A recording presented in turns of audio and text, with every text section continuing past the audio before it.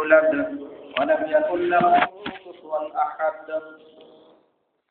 সমস্ত প্রশংসা সেই মহান আল্লাহর জন্য, যিনি আমাদেরকে যথাসময় এই পবিত্র জামাতে উপস্থিত হওয়ার দান করেছেন বলে আলহামদুলিল্লাহ। এবং তার পর্দাকে রাখেন নবীকে মানবতার মুক্তিযুদ্ধ উত্তর মুহাম্মদ মুস্তাফা সাল্লাল্লাহু আলাইহি ওয়াসাল্লাম সালাম ও নবী সাল্লাল্লাহু আলাইহি ওয়াসাল্লাম। সম্মানিত উপস্থিত মুসল্লিগণ, আমরা আজকে আলোচনা করব যে বিশ্বনবী মুহাম্মদ রাসূলুল্লাহ সাল্লাল্লাহু আলাইহি ওয়াসাল্লামের সঙ্গে তারা জান্নাতে থাকার সৌভাগ্য লাভ করবেন। হযরত সাওবান রাদিয়াল্লাহু তাআলা আনহু তিনি বলতেছেন যে আমি একসময় চিন্তিত রয়েছি। রাসূল বললেন যে তুমি চিন্তিত কেন? তো তিনি বললেন যে আমরা দুনিয়াতে আপনাকে দেখছি, আখিরাতে তো আপনাকে আর দেখতে পাবো না। তার কারণ যে আপনি থাকবেন উচ্চ মর্যাদায় আর আমরা থাকবো নিম্ন মর্যাদায়, তাহলে আপনার সঙ্গে আমাদের দেখা সাক্ষাৎ হবে না। আর যদি জান্নাতে যাই দেখা সাক্ষাৎ হবে না, আর যদি না যাই চিরদিনই হবে না। তখন সূরা নিসা 59 নম্বর আয়াত নাযিল হলো। পবিত্র কোরআনের কারিমে আল্লাহ সুবহানাহু ওয়া তাআলা জানিয়ে দিলেন যে নিঃসন্দেহে যারা আল্লাহর আনুগত্য করবে, রাসূলের আনুগত্য করবে, এরা রাসূলদের সঙ্গে, নবীদের সঙ্গে, সিদ্দিকদের সঙ্গে, শুহাদাদের সঙ্গে, নেককার সালেহ ব্যক্তিদের সঙ্গে থাকার সৌভাগ্য লাভ করবে। সুবহানাল্লাহ, আলহামদুলিল্লাহ। তো যারা নবী সাল্লাল্লাহু আলাইহি ওয়াসাল্লামের আনুগত্য করবেন, এরা রাসূলুল্লাহ সাল্লাল্লাহু আলাইহি ওয়াসাল্লামের সাথে জান্নাতে থাকা তারা সুযোগ পাবে। যদিও রাসূলুল্লাহ সাল্লাল্লাহু আলাইহি ওয়াসাল্লাম থাকতেন তার উচ্চ মর্যাদায়, তারপরেও তার সাথে দেখা সাক্ষাৎ, তার প্রতিবেশী হিসেবে থাকা, এই বিষয়গুলো নিঃসন্দেহে তার উম্মতেরা লাভ করবেন। ইমানের সাথে যারা রাসূলের আনুগত্য করবেন, সকল ক্ষেত্রে রাসূলকে যারা আদর্শ হিসেবে গ্রহণ করবেন, এই জন্য আনাস রাদিয়াল্লাহু তাআলা আনহু তিনি বলতেছেন যে রাসূলুল্লাহ সাল্লাল্লাহু আলাইহি ওয়াসাল্লাম বললেন যে আরেকটু আপনি নাবিয়্যু ইখওয়ানি, আমি এটা আশা করছি, ভালোবাসি, পছন্দ করছি যে আমি আমার ভাইদের সঙ্গে আমার সাক্ষাৎ পাবো। তো সাহাবীরা বললেন যে আল্লাহর রাসূল, আমরা কি আপনার ভাই নই? রাসূলুল্লাহ সাল্লাল্লাহু আলাইহি ওয়াসাল্লাম বললেন যে আনতুম আসহাবী, মানে তোমরা আমার সাহাবী, আর ইখওয়ানি আমার ভাই হচ্ছে আল্লাযীনা আমানু বি, যারা আমার প্রতি ঈমান আনবেন কিন্তু ওয়ালাম ইয়ারাউনি, কিন্তু আমাকে তারা দেখেননি। অর্থাৎ যারা আমার পরে যারা আসবেন, আমাকে দেখেননি, আমার প্রতি ঈমান আনবেন, এরা হচ্ছেন ইখওয়ানি, এরা হচ্ছেন আমার ভাই। আমি আশা রাখি, আমি পছন্দ করি, মহব্বত করি যে আমাদের ওই সমস্ত ভাইদের সঙ্গে সাক্ষাৎ হবে। তাহলে এই সাক্ষাৎ হবে কোথায়? সেই সাক্ষাৎ হবে জান্নাতে, সেই সাক্ষাৎ হবে হাসরে, সেই সাক্ষাৎ হবে জান্নাতে। এই জন্য যারা রাসূলুল্লাহ সাল্লাল্লাহু আলাইহি ওয়াসাল্লামের প্রতি ঈমান আনবেন এবং তার আনুগত্য করবেন, তাকে মেনে চলবেন, তারা নিঃসন্দেহে রাসূলুল্লাহ সাল্লাল্লাহু আলাইহি ওয়াসাল্লামের সাক্ষাৎ লাভ করবেন। পবিত্র কোরআনুল কারীমে আল্লাহ সুবহানাহু ওয়া তাআলা সূরা নিসার মধ্যে বলতেছেন, আউযু বিল্লাহি মিনাশ শাইতানির রাজীম, ওয়া মান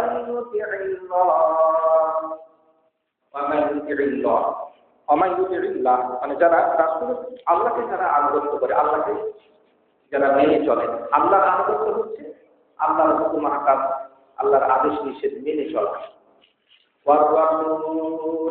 আর রাসূলকে যারা আনুগত্য করে, অর্থাৎ রাসূলের কথা যারা মেনে চলে, রাসূলের সুন্নাত অনুসরণ করে, আদর্শ অনুসরণ করে, আল্লাহ বলছেন ফাউলাইকা মা'আল্লাযীনা আন'আমা আল্লাহ, এই মানুষগুলো ওই সমস্ত ব্যক্তিদের সঙ্গে থাকবেন যাদের প্রতি আল্লাহ সুবহানাহু ওয়া তাআলা অনুগ্রহ করেছেন, ইনআম করেছেন। তারা কারা? এবার আল্লাহ বয়ান দিচ্ছেন, ব্যাখ্যা দিচ্ছেন। মিনান নাবিয়্যিন, তারা হচ্ছেন নাবিগণ, ওয়াসিদ্দীকিন, আর সত্যবাদীগণ, সিদ্দিক যারা ইমানদার, ফলে আমল করে, সদা সর্বদা সত্য কথা বলে, মিথ্যা কথা কখনো বলে না, মিথ্যা বলার ইচ্ছা করে না, এরাই হচ্ছে সত্যবাদী। আর যারা শহীদ গুণ রয়েছেন, যারা শহীদ হয়েছেন, এদের সঙ্গে তারা থাকবেন। আর যারা নেককার মানুষ, সালেহ মানুষ, এদের সঙ্গে তারা থাকবে। আল্লাহ বলছেন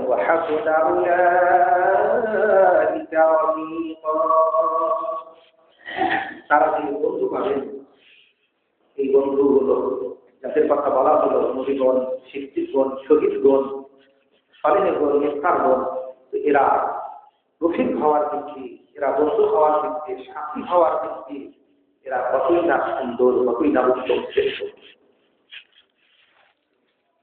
এখন যে মানুষগুলো ঈমান এনে আল্লাহর আনুগত্য করছেন, রাসূলের আনুগত্য করছেন, তারা তাদের সাথে থাকার সুযোগটা পাচ্ছেন, এটা আল্লাহর বিশেষ অনুগ্রহ। আল্লাহ বলছেন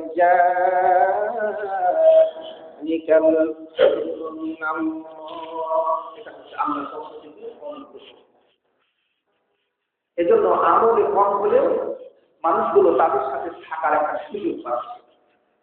এটা আল্লাহর বিশেষ অনুগ্রহ, বিশেষ দান বলা যায়, নিয়ামত বলা যায়।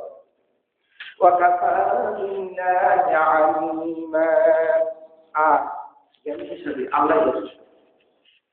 এই আসলে সত্যিকার অর্থে সমস্ত ব্যক্তিদের সাথে থাকার যোগ্যতা রাখেন আর কারে রাখেন না, তারা আল্লাহ এবং তার রাসূলের আনুগত্য করছেন, কারা করছেন না, এই বিষয়গুলো আল্লাহ সুবহানাহু ওয়া তাআলা অবশ্যই করেছেন।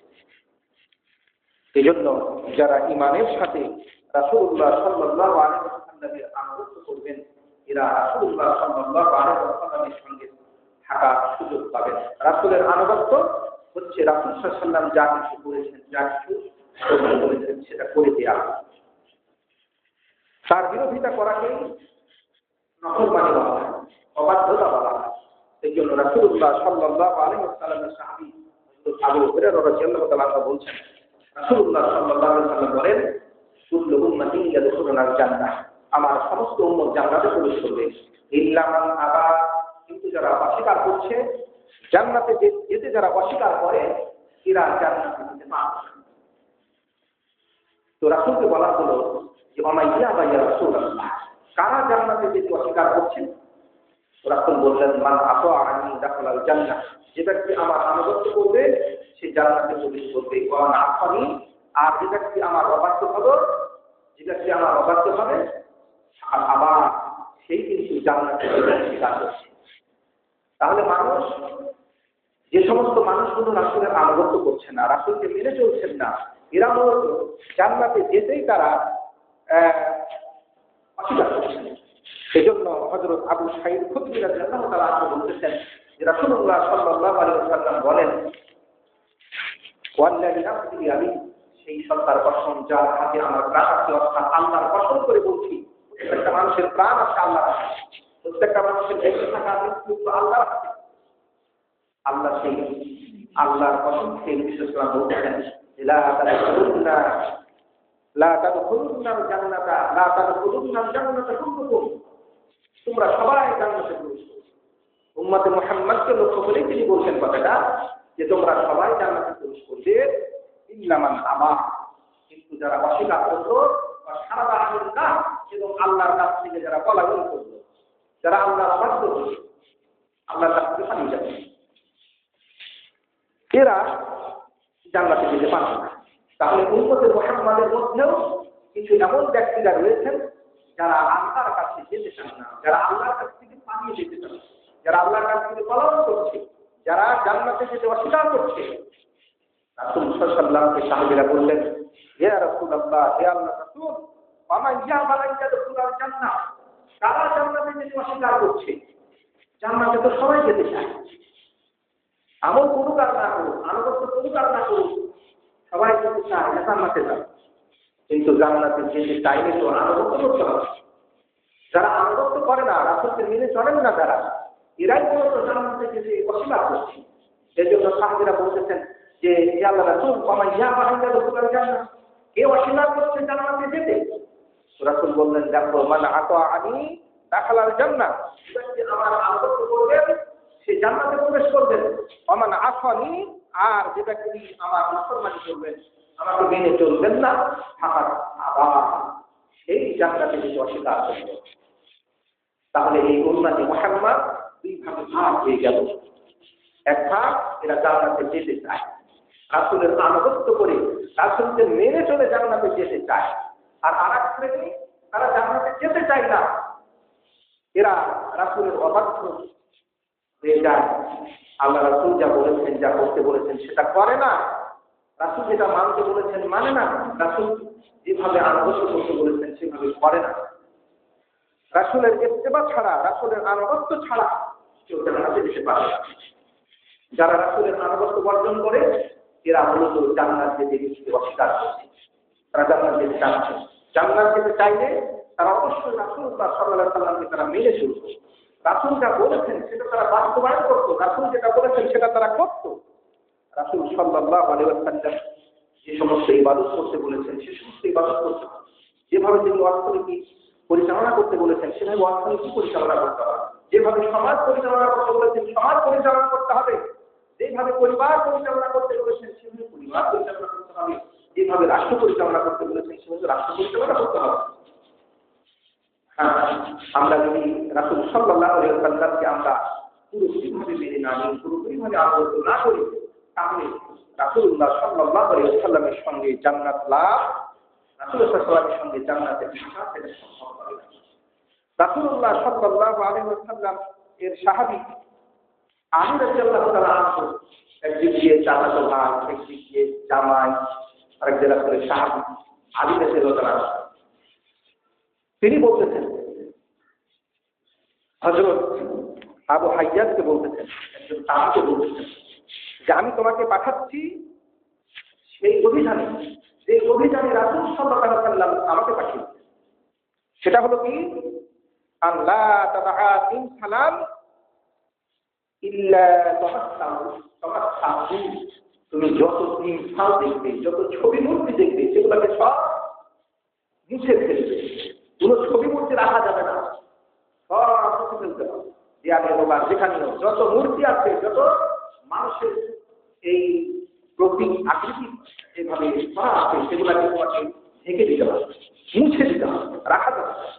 এই অভিযানে তোমাকে পাঠাচ্ছি। আর ওয়ালা কবরান মুশরিফান ইল্লা সাওয়াইতাহু, আল্লাহ নবী আলীকে পাঠিয়েছিলেন। আলী বলছেন যে আমাকে রাসূল পাঠিয়েছিলেন যে তুমি যত উঁচু কবরগুলো দেখবে এগুলো সবকে মাটির সাথে সমান করে দেবে, উঁচু রাখা যাবে না, কবর উঁচু রাখা যাবে না। কবর উঁচু রাখলে পরে সেখানে শিরক শুরু হবে, সেখানে বিভিন্ন ধরনের নজর শুরু হবে, মানুষ শুরু হবে, চেষ্টা শুরু হবে, বিভিন্ন শুরু হবে। চিহ্ন রাখা যাবে না। যত তুমি উঁচু কবর দেখবে সমস্ত উঁচু কবরকে সমান করে দাও। এটা হচ্ছে রাসূল সাল্লাল্লাহু আলাইহি ওয়াসাল্লামের নির্দেশ। মুসলিমে এসেছে, আবু দাউদে এসেছে, তিরমিজিতে এসেছে, নাসাইতে এসেছে, প্রায় সমস্ত হাদিস গ্রন্থে এই হাদিসটা রয়েছে যে কোনো কবরকে উঁচু রাখা যায় না। কবরের উপর রাসূল বলেছেন বিল্ডিং করা যায় না, ঘর নির্মাণ করা যায় না। অথচ এই নামধারী মুসলমান এরা নিশ্চয় এরা ট্রেনিং করে, এরা নিশ্চয় আল্লাহর নবীর আনুগত্যশীল বলে। অথচ হাজার হাজার লক্ষ লক্ষ কবরগুলো আজকে পৃথিবীতে তারা উঁচু করে রেখেছে, বাঁকিয়ে রেখেছে, ঘর নির্মাণ করে রেখেছে, সেগুলোর পূজা করছে। অথচ কোনো আলেম ওলামা, কোনো সালাফি বিদ্যান সেগুলোর বিরুদ্ধে বলতে গেলে তাদের আগুন কোনটা বাগাতে করছে। কবরের বিরুদ্ধে কথা বলেছে, কবর কোনটা করে রাখা যায় না, এটা রাসূলের নির্দেশ। অথচ কত কবর আজকে উঁচু করে বাছাই করে রাখা হয়। এগুলো ভেঙে ফেলা, পুনর্বার করার দায়িত্ব কার? সরকারি, প্রশাসনের। রাসূল যখন রাষ্ট্রপতি, তিনি নির্দেশ ছিলেন আলীকে, যে আলী তুমি তো করো। আলী যখন রাষ্ট্রপতি, তিনি তখন নির্দেশ ছিলেন আবু হাইয়াতকে, যে তোমার এটা অভিযান, তুমি দেখো এভাবে কোথায় তুলে রেখেছেন। এটা বাস্তবায়ন করার দায়িত্ব হচ্ছে সরকার, জনগণ পারবে না। এবং জনগণ করতে গেলে নিজের হাতে নিজের আইন তুলে নেওয়া হবে। এই জন্য এটা সরকারের দায়িত্ব, সরকারকে অবশ্যই সেই দায়িত্ব পালন করতে হবে এবং জনগণকে সজাগ সতর্ক থাকতে হবে।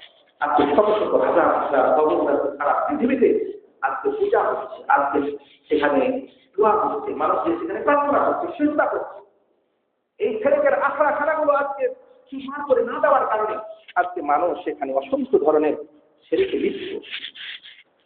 অথচ একজন মুসলিম রাষ্ট্রের দায়িত্ব হলো, একজন মুসলিম রাষ্ট্রপতির দায়িত্ব হলো এগুলাকে উড়িয়ে চুরমার করে দেওয়া। তো এটা হচ্ছে রাসূলের আনুগত্য। রাসূলের আনুগত্য সাহাবীরা যথাযথভাবে পালন করেছে। হযরত নবী করিম সাল্লাল্লাহু আলাইহি ওয়াসাল্লাম যেভাবে তিনি তার জীবন চালিয়েছেন, সমাজ চালিয়েছেন, পরবর্তীতে সাহাবীরা সেইভাবে তার জীবন তারা চালিয়েছে। এটাই আনুগত্য। রাসূল সাল্লাল্লাহু আলাইহি ওয়াসাল্লাম যেভাবে ইবাদত বন্দী করেছেন সেভাবে ইবাদত বন্দী করতে হবে। এটা ইবাদত। যেভাবে তিনি সমাজ চালিয়েছেন, রাষ্ট্র চালিয়েছেন, সেভাবে রাষ্ট্র চালাতে হবে। যেভাবে তিনি অর্থনৈতিক চালিয়েছেন সেভাবে অর্থনীতি চালাতে হবে। সেগুলো ইবাদত।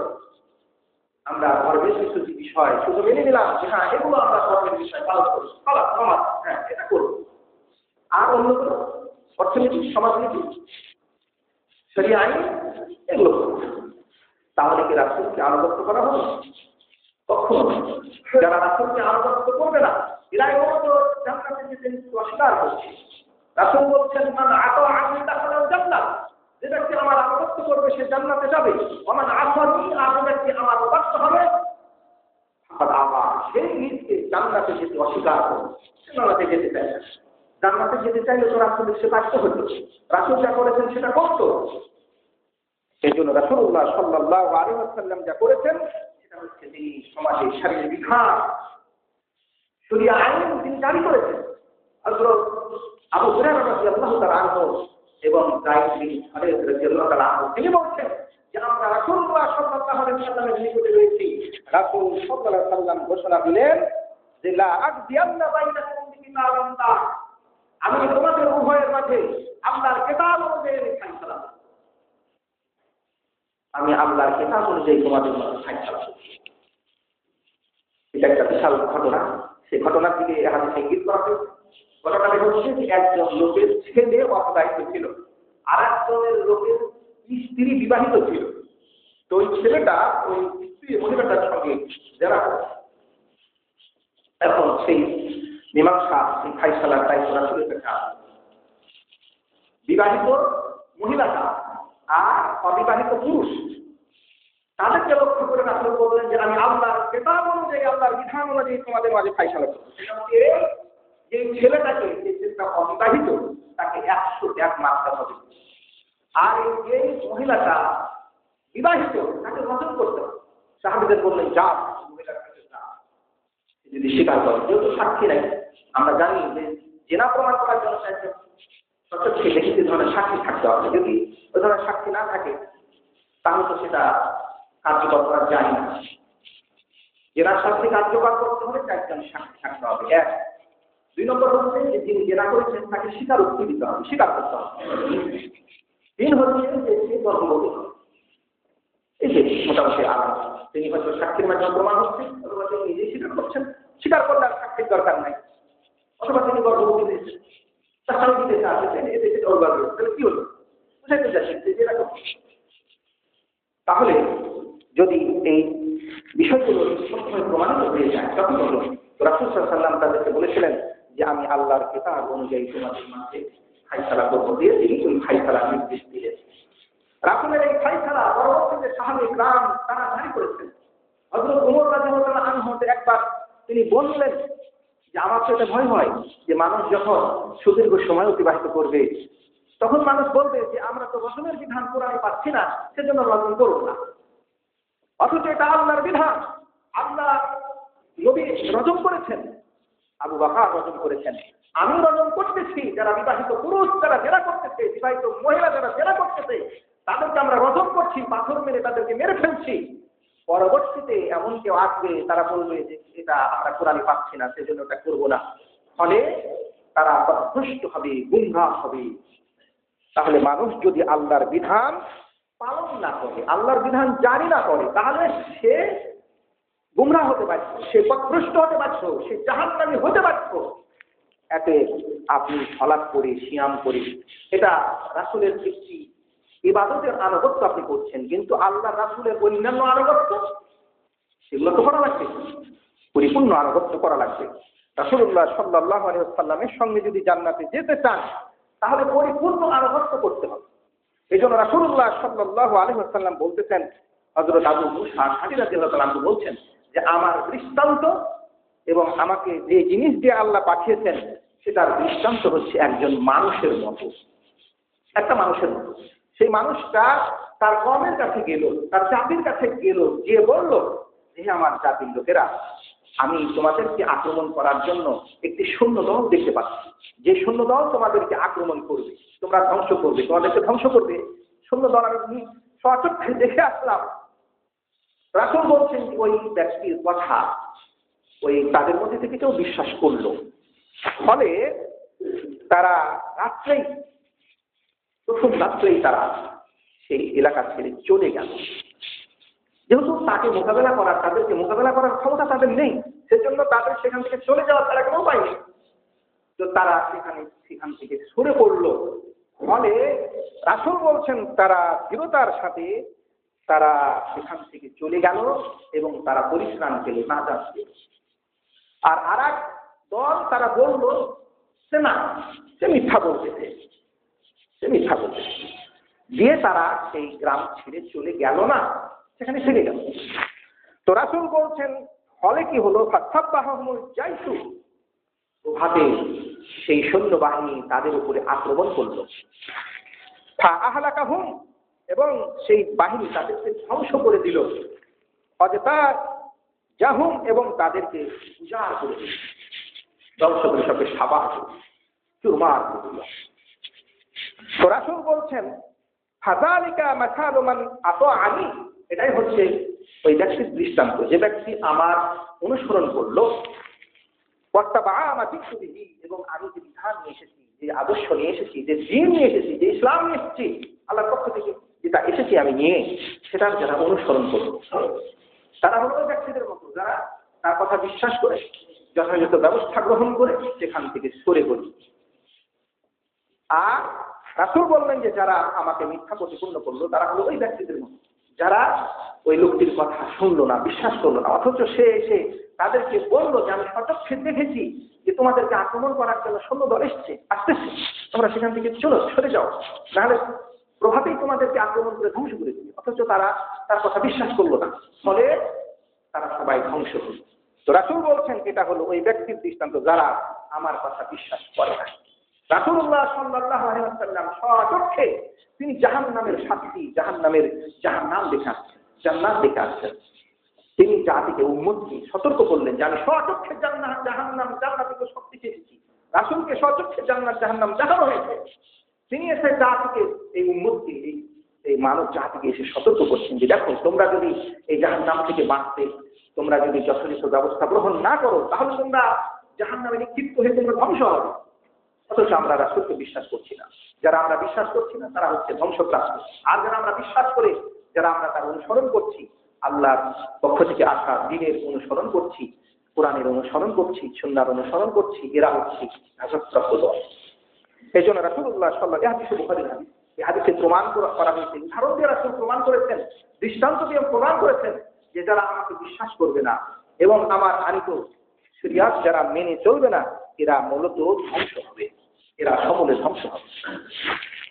এই জন্য রাসূলুল্লাহ সাল্লাল্লাহু আলাইহি ওয়াসাল্লামকে যারা অনুসরণ করবেন, মেনে চলবেন, এরা রাসূলুল্লাহ সাল্লাল্লাহু আলাইহি ওয়াসাল্লামের সঙ্গে জান্নাতে থাকার তারা সুযোগ পাবে।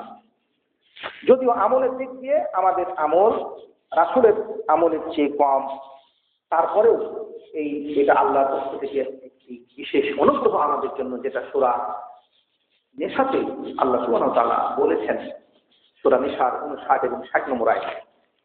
অনুরূপভাবে যারা আমরা আমাদের আত্মীয় স্বজন, আমাদের ছেলে মেয়ে, সন্তান সন্ততি রয়েছেন, এরাও কিন্তু আমাদের সকলের ইবাদত বন্দেগী তো এক সমান নয়। তারপরেও কিন্তু রাসূল আল্লাহ সাল্লাল্লাহু আলাইহি ওয়াসাল্লাম বলতেছেন এরাও কিন্তু তাদের পিতামাতার সাথে, তাদের সন্তান সন্ততির সাথে তারা জান্নাতে থাকার সৌভাগ্য লাভ করবেন। যেটা পবিত্র কোরআনুল কারীমে সূরা তুরে সুস্পষ্টভাবে বলে দেওয়া হয়। আল্লাহ সুবহানাহু ওয়া তাআলা বলছেন ওয়াল্লাযীনা আমানু ওয়াত্তাবা'আতহুম যুররিয়াতুহুম, যারা কি করলো, ঈমান আনলো, তারপরে তার সন্তান সন্ততিও ঈমান আনলো, তাদের অনুসরণ করলো ঈমানের সাথে। অর্থাৎ ঈমানদার পিতার অনুসরণ করলো তার ঈমানদার ছেলেরা, আল্লাহ বলছেন আলহাকনা বিহিম, আমি তাদেরকে তাদের সাথে মিলিয়ে দেব, অর্থাৎ পিতার সঙ্গে সন্তানদের থাকার ব্যবস্থা আল্লাহ করে দিবেন।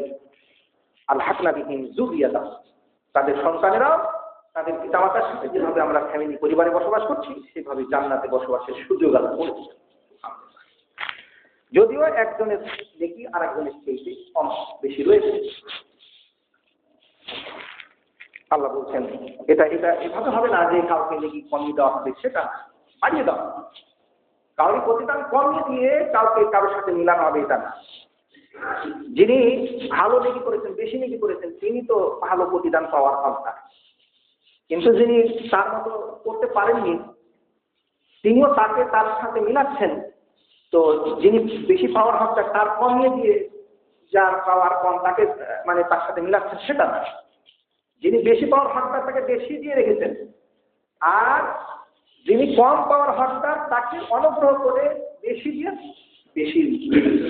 বেশির সাথে তার সাথে মিলিয়ে দেওয়া হয়। এ কথাই আল্লাহ বলতেছেন যে আলাতনাহুম মিন আমালিহিম মিন শাই, তাদের আমল থেকে যে আমি কিছু তাদের কমিয়ে দেব এমনটা নয়। এগুলো হচ্ছে আল্লাহ সুবহানাহু ওয়া তাআলার অনুগ্রহ। এজন্য পবিত্র কোরআনুল কারীমে সূরা নিসাতে আল্লাহ বলেছেন জালিকাল ফাজলু মিনাল্লাহ, এটা হচ্ছে আল্লাহর পক্ষ থেকে অনুগ্রহ। বিশ্বনবী করিম সাল্লাল্লাহু আলাইহি ওয়াসাল্লামের সঙ্গে কারা জান্নাতে থাকার সৌভাগ্য লাভ করবেন? যারা রাসূলুল্লাহ সাল্লাল্লাহু আলাইহি ওয়াসাল্লামকে যারা ভালোবাসবেন এরা, যারা নবী করিম সাল্লাল্লাহু আলাইহি ওয়াসাল্লামকে ভালোবাসবেন, তার সুন্নাতকে যারা ভালোবাসবেন এরা রাসূলুল্লাহ সাল্লাল্লাহু আলাইহি ওয়াসাল্লামের সঙ্গে থাকার সুযোগ পাবেন। যদিও রাসূলুল্লাহ সাল্লাল্লাহু আলাইহি ওয়াসাল্লামের মর্যাদা হচ্ছে সুউচ্চ, তারপরেও তাদের সাথে থাকার একটা সুযোগ আল্লাহ করে দিবেন, তাদের সাথে দেখা সাক্ষাতের সুযোগ করে দিবেন। সাথে থাকা মানে পরে থাকা সেটা বোঝানো হচ্ছে না, পাশাপাশি থাকা, তার সাথে প্রতিনিধি থাকা, তার সাথে যোগাযোগ থাকা, সাক্ষাৎ থাকা, সেটাকে বোঝানো হচ্ছে। এমন না যে রাসূলুল্লাহ সাল্লাল্লাহু আলাইহি ওয়াসাল্লামকে যে মর্যাদা দেওয়া হলো, নবুয়তের মর্যাদা তাকেও দেওয়া হবে, সেটা নয়। কিন্তু রাসূল বলেছেন যে সে তার সাথে থাকবেন। সেটা কিভাবে? রাসূলুল্লাহ সাল্লাল্লাহু আলাইহি ওয়াসাল্লামের সাহাবী হযরত আবু যার রাদিয়াল্লাহু তাআলা আনহু তিনি বলতেছেন যে রাসূলুল্লাহ সাল্লাল্লাহু আলাইহি ওয়াসাল্লামকে এসে একজন ব্যক্তি বলতেছেন, আনাস বলতেছেন হাদিসটা, আবু যারের হাদিসটা একটা, আনাস বলতেছেন যে একজন ব্যক্তি এসে রাসূলকে জিজ্ঞেস করছেন যে হে আল্লাহর রাসূল, মাতা সাআ, কিয়ামত কখন হবে? তো কিয়ামত যেহেতু এটা যেহেতু শেষ জামানা, এই শেষ জামানাতেই যেহেতু কিয়ামত হবে, তো রাসূলুল্লাহ সাল্লাল্লাহু আলাইহি ওয়াসাল্লাম তখন তাকে বললেন যে আমা আ'দাদতা লাহা, তুমি কিয়ামতের জন্য কি প্রস্তুত করে রেখেছো? তো ওই সাহাবী বললেন যে মা আ'দাদতু লাহা মিন কাবীরিন, মানে আমি বেশি কিছু ইবাদত বন্দেগী, অন্য হাদিসে এসেছে যে আমি বেশি সালাত, সিয়াম, হজ, সাদাকা এগুলো করতে পারিনি, কিন্তু ইল্লা আন্নী উহিব্বুল্লাহ ওয়া রাসূলাহ, কিন্তু আমি আল্লাহ এবং তার রাসূলকে খুব ভালোবাসি। এই মুহাব্বতের গুণ আমার মধ্যে আছে, আল্লাহকে ভালোবাসি, রাসূলকে ভালোবাসি, এই ভালোবাসার গুণ আছে।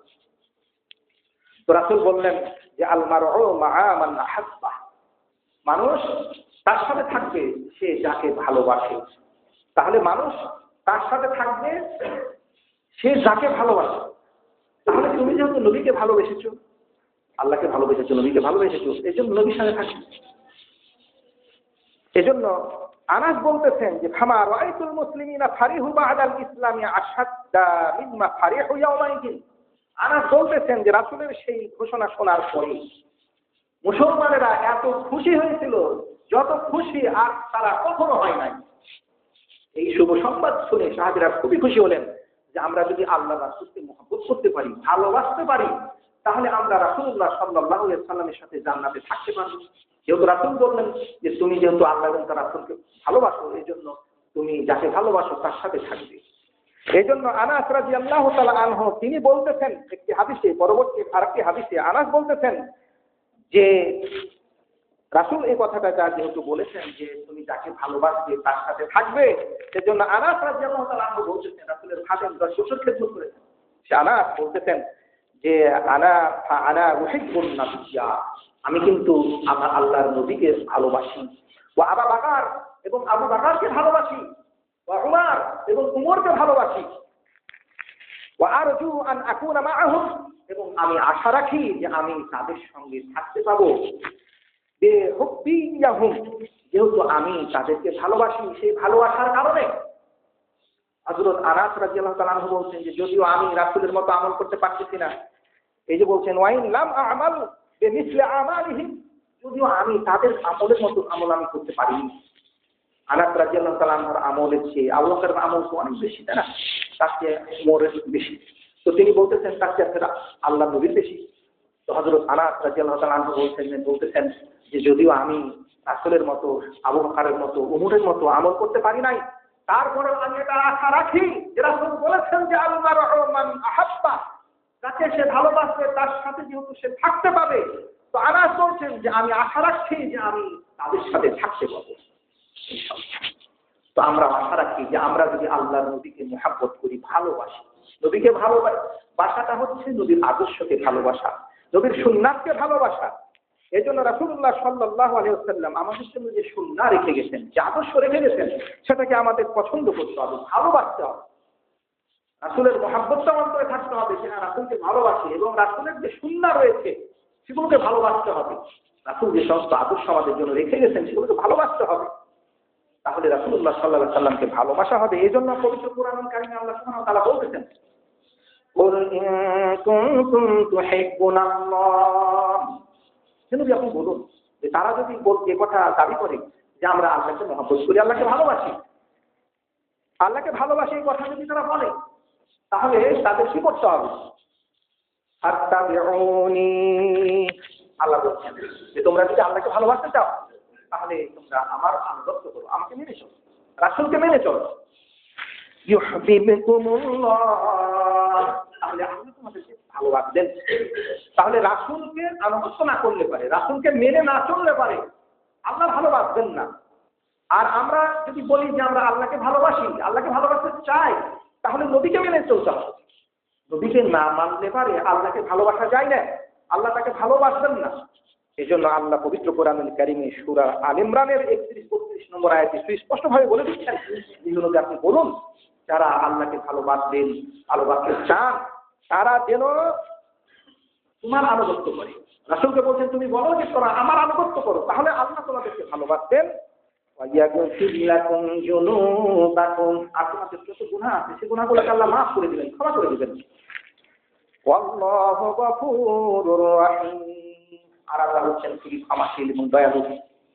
তাহলে যারা রাসূলের আনুগত্য করে এরাই হচ্ছে ক্ষমা পাওয়ার যোগ্য, এরাই আল্লাহর রহমত পাওয়ার যোগ্য, তাদের প্রতি আল্লাহ ক্ষমা করবেন, রহম করবেন। তারপরে আল্লাহ বলছেন নবী তাদের আরো বলে দাও, আতিউল্লাহ ওয়ার রাসূল, তোমরা আল্লাহকে মানো আর রাসূলকে মেনে চলো। আল্লাহকে মানো বলতে কোরআন মেনে চলো, রাসূলকে মানো, হাদিস মানো। এখন তোমরা যদি আল্লাহ এবং রাসূলকে মানা থেকে ফিরে যাও, দূরে সরে যাও, তাহলে জেনে রাখো ফাইন্নাল্লাহা লা ইউহিব্বুল কাফিরিন, তাহলে আল্লাহ কাফিরকে পছন্দ করে না। এখানে বলা হচ্ছে ফাইন তাওয়াল্লাউ, যদি তোমরা আল্লাহর আনুগত্য থেকে, রাসূলের আনুগত্য থেকে সরে যাও, তাহলে তোমরা কাফির হয়ে যাবে। আল্লাহর রাসূলের আনুগত্য ছাড়া একজন মানুষ মুমিন হতে পারে না। রাসূলের আনুগত্য বর্জন করলে সে কাফির হতে বাধ্য। এই জন্য আল্লাহ সুবহানাহু ওয়া তাআলা পবিত্র কোরআনুল কারীমে সূরা আল ইমরানের 32 নম্বর আয়াতে বলে দিচ্ছেন যে যারা ফিরে যাবে, আনুগত্য থেকে ফিরে যাবে, তাদের এই কথা জেনে রাখা দরকার যে আল্লাহ এই কাফেরদেরকে, এই ফিরে যাওয়া আনুগত্য বর্জনকারী এই কাফেরদেরকে আল্লাহ সুবহানাহু ওয়া তাআলা পছন্দ করে না, ভালোবাসেন। এই জন্য রাসূলুল্লাহ সাল্লাল্লাহু আলাইহি ওয়াসাল্লাম তিনি হচ্ছেন আমাদের ভালোবাসার পাত্র, তাকে ভালোবাসতে হবে। মুখে দাবি এটা গ্রহণযোগ্য নয়, কাজে সেটা দেখা যায়। রাসূল যা পছন্দ করেছেন সেটা পছন্দ করতে হবে, রাসূল যা ভালোবেসেছেন সেটা ভালোবাসতে হবে, রাসূল যা করেছেন সেটা ভালোবাসতে হবে। এটা হচ্ছে ভালোবাসা, রাসূলের ভালোবাসা। রাসূলের ভালোবাসা মুখে বলতেছে, অথচ কবর পূজা করতেছে, মাজার পূজা করতেছে, রাসূল কবর ভেঙে চুরমার করছেন। আর এই সুন্নিরা তারা নিত্যে দাবি করেছে আমরা রাসূলের ভক্ত, আমরা রাসূলের খুবই, আমরা রাসূল প্রেমিক, রাসূলের মহব্বত আমাদের আছে।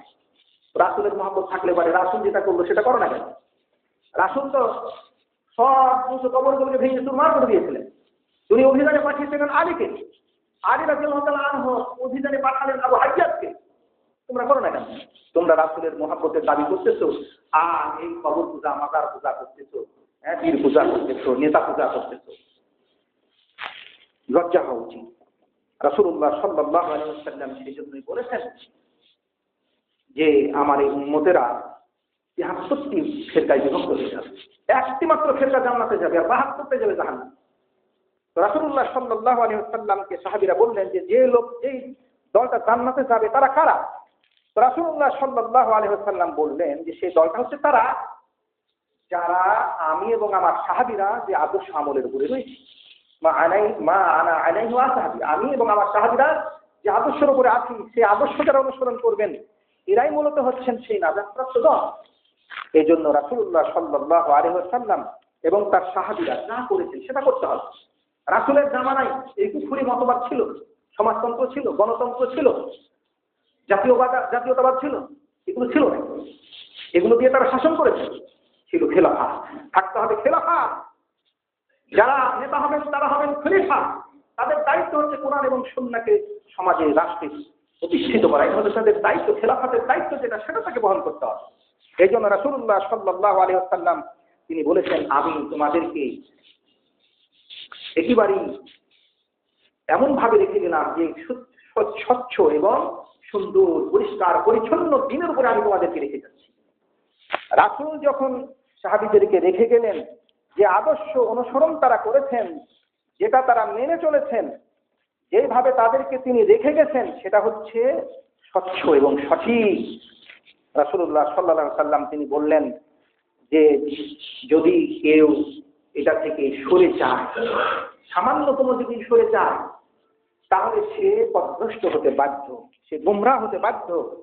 এই জন্য রাসূলুল্লাহ সাল্লাল্লাহু আলাইহি ওয়াসাল্লাম সাহাবীদেরকে যে আদর্শ আমলের উপরে রেখে গিয়েছেন, সেই আদর্শ এবং আমলের উপরেই কিন্তু থাকা লাগবে। কেউ যদি কিছুটা সরে যায়, তাহলে সে গুমরাহ হতে বাধ্য, সে জাহান্নামী হতে বাধ্য। এই জন্য রাসূলুল্লাহ সাল্লাল্লাহু আলাইহি ওয়াসাল্লাম যা কিছু করে গেছেন, যা কিছু বাস্তবায়ন করে গেছেন, পরবর্তীতে সাহাবীরা যেটা করে গেছেন, বাস্তবায়ন করে গেছেন, সেটাই কিন্তু অনুসরণ করতে হবে। এই জন্য রাসূলুল্লাহ সাল্লাল্লাহু আলাইহি ওয়াসাল্লাম একটা বড় হাদিস, সে হাদিসে রাসূল বলতেছেন যে সাহাবীরা যখন বললেন, ভাষণ দিলেন আল্লাহ নবী, তো সাহাবীরা সেই ভাষণে সবারই অন্তর গলে গেল, সবাই কাঁদতে শুরু করলেন। সাহাবীদেরকে সেই ভাষণে রাসূল সাল্লাল্লাহু আলাইহি ওয়াসাল্লাম যা শুনিয়েছিলেন সেটা এখানে পুরোটা নেই। তবে সাহাবীরা তখন বললেন, হযরত এরবাদ বলতেছেন, আল্লাহ নবী, এটা তো আপনার বিদায়ী ভাষণ মনে হচ্ছে, তো আপনি আমাদের কাছ থেকে কিছু অঙ্গীকার করেন, আমাদের কাছ থেকে কিছু আপনি ওয়াদা নেন, কিছু উপদেশ দেন। তো রাসূল বললেন, দেখো, ক্বাদ তারাকতুকুম আলাল বাইদা লাইলুহা কানাহারিহা, আমি তোমাদেরকে রেখে যাচ্ছি এমন একটি আদর্শের উপরে, এমন একটি দিনের উপরে, যেটা হচ্ছে বাইজা, সাদা, যাতে কোনো বক্রতা নেই, কোনো কুফরি, শিরকি, বেদাতি কোনো কিছুর অন্ধকারে কোনো কিছু এগুলোকে অন্ধকার করতে পারেনি। বাইজা, শুভ্র আছে, সাদা, কাজটা যেন দিনের মতো। লা ইয়াজিগু আনহা বাদি ইল্লা হালিক, যারা ধ্বংসপ্রাপ্ত, যারা ধ্বংস হতে চায়, এরাই মূলত এর থেকে সরে যাবে। আমি যে আদর্শের উপরে তোমাদেরকে রেখে যাচ্ছি, সেই আদর্শ থেকে সরে যাবে তারাই, যারা ধ্বংস হতে চায়, যারা জাহান্নামে যেতে চায়। জাহান্নামে গিয়েই মানুষের ধ্বংস হবে, মানুষ জাহান্নামে গেলেই সে ধ্বংস হবে। রাসূল বললেন, দেখো, মাইয়া ইসমিনকুম খায়রা ইখতিলাফান কাসীরা, তোমরা আমার পরে যারা থাকবে তারা অসংখ্য ইখতিলাফ দেখতে পাবে, অসংখ্য মতবাদ দেখতে পাবে, মতনক্য দেখতে পাবে। সেই সময় তোমাদের জন্য করণীয় হলো ফাআলাইকুম বিসুন্নতি, তোমাদের করণীয় হলো যে আমার সুন্নাত, আমার রেখে যাওয়া আদর্শ তোমাদের অনুসরণ করতে হবে। ওয়া সুন্নতি খুলাফায়ে রাশিদিন আল মাহদিয়িন, আর হেদায়েত প্রাপ্ত, সঠিক সুপথ প্রাপ্ত যারা খলিফা রয়েছেন, আমরা জানি যে খলিফায়ে আরবা, চারজন খলিফা, হযরত আবু বকর, হযরত ওমর, হযরত উসমান, হযরত আলী রাদিয়াল্লাহু তাআলা আনহুম, এরা হচ্ছেন খুলাফায়ে রাশিদিন। রাসূল বললেন যে খুলাফায়ে রাশিদিনদের সুন্নাতকে তোমরা মজবুত করে এঁকড়ে ধরবে। কিভাবে মজবুত করে এঁকড়ে ধরবে? রাসূল বলছেন, আশু আলাইহা মিন নওয়াজিজ, এইভাবে কোনো কিছু মাটির দাঁত দিয়ে ধরলে পারে যেভাবে শক্ত করে ধরে থাকা হয়, সেইভাবে ধরে থাকবে। রাসূল বললেন যে আল্লাহর নবীর যে সুন্নাত রেখে গেছেন, সাহাবীরা যে সুন্নাত রেখে গেছেন, সেটা তোমাদেরকে এগিয়ে ধরে থাকতে হবে, তাহলে তোমরা গুমরাহ হবে না, পথভ্রষ্ট হবে না। আর যদি এদিক সেদিক হও তাহলে তোমরা পথভ্রষ্ট হয়ে যাবে। এই জন্য রাসূল সাল্লাল্লাহু আলাইহি ওয়াসাল্লাম খেলাফত প্রতিষ্ঠা করে গেছেন, সাহাবীরা খেলাফত প্রতিষ্ঠা করেছেন, আল্লাহর পক্ষ থেকে আসা দিন তার জীবনে বাস্তবায়ন করেছেন, সাহাবীরা করেছেন, সেটাই করতে হবে। যদি কেউ তার ব্যতিক্রম করে অবশ্যই সে হালেক হবে, ধ্বংসপ্রাপ্ত হবে, জাহান্নামী হবে, এবং সে কখনোই রাসূল সাল্লাল্লাহু আলাইহি ওয়াসাল্লামের সঙ্গে জান্নাতে থাকা সৌভাগ্য লাভ করবে না।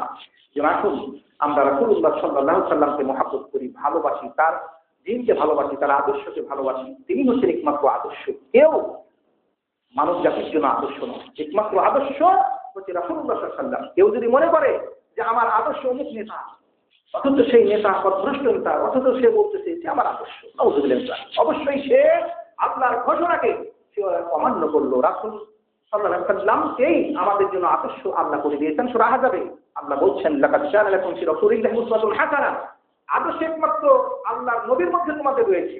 এই জন্য কোনো নেতা ফেতা কোনো কিছুর মধ্যে আদর্শ নেই, এভাবে বলাও যাবে না এটা আমার আদর্শ, এই নেতা আমার আদর্শ, বলা যাবে না। এটা বলতে পারে আল্লাহ সুবহানাহু ওয়া তাআলার আয়াতের বিরুদ্ধে বিদ্রোহ ঘোষণা করা হয়। যারা আল্লাহর আয়াতের বিরুদ্ধে বিদ্রোহ ঘোষণা করবে, অমান্য অস্বীকার করবে, এরা নিঃসন্দেহে জাহান্নামে নিক্ষিপ্ত হবে। আমরা সবাই হচ্ছে, আমাদের সবারই আদর্শ হচ্ছেন আল্লাহর নবী। আমরা যাদেরকে আদর্শ বলছি তাদেরও আদর্শ হচ্ছেন আল্লাহর নবী। আপনি ইত্তেবা করবেন, অনুসরণ করবেন, যারা কোরআন এবং সুন্নাহর অনুসরণ করে তাদের অনুসরণ করবেন আপনি। কিন্তু একমাত্র আদর্শ হচ্ছে রাসূলুল্লাহ সাল্লাল্লাহু আলাইহি ওয়াসাল্লাম, যাকে শুধুমাত্র মানা যেতে পারে। কোনো ইমাম, কোনো পীর, কোনো নেতা, কোনো আউলিয়া কেউ আদর্শ হতে পারে না। একমাত্র আদর্শ রাসূলুল্লাহ সাল্লাল্লাহু আলাইহি ওয়াসাল্লাম হচ্ছেন আমাদের আদর্শ, যেটা আল্লাহর পক্ষ থেকে ঘোষিত, কোরআনের মাধ্যমে আমাদেরকে সেটা জানিয়ে দেওয়া হয়েছে। এতে কেউ অন্য কাউকে আদর্শ হিসাবে, নমুনা হিসাবে গ্রহণ করতে পারবে না। আল্লাহ সুবহানাহু ওয়া তাআলা আমাদেরকে সঠিক বুঝার তৌফিক দান করুন বলে আমিন।